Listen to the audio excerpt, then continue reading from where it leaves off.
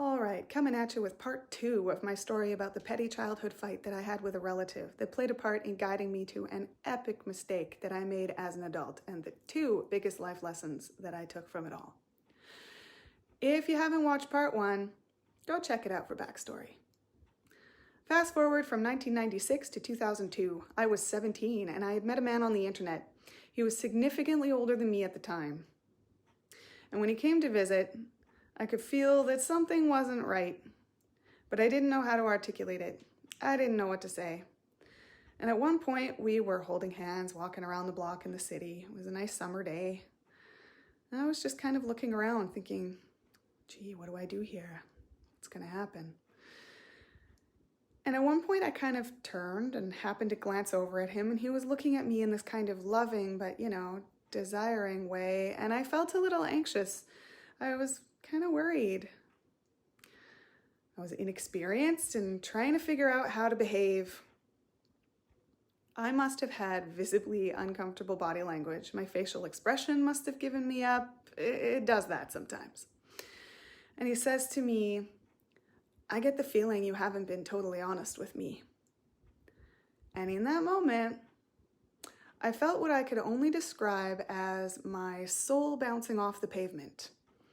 That's the vocabulary I had for it at the time, but I now realize that it was it was liar all over again.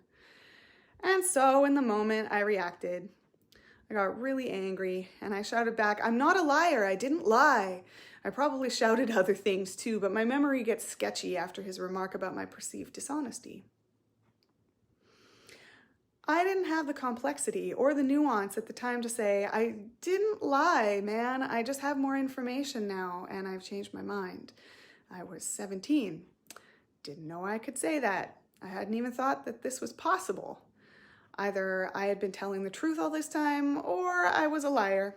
Black or white, those were the 2 options. And so we argued in the street. And he felt terrible for having said that I was dishonest, and I felt cornered. And then I thought, gee, maybe I had been lying. Did I lie? I didn't think I had. So if I hadn't lied, then that must mean that I wanted to be with this man, right? Because I wasn't a liar. That would be the worst thing ever. You see the psychological predicament that I was in at 17 years old? So I comforted him for feeling bad and I apologized for getting angry, and the relationship continued. The relationship continued for 5 years. We got married in 2005. I was 20 years old, feeling like I had done the right thing, but wondering why I was still feeling wrong.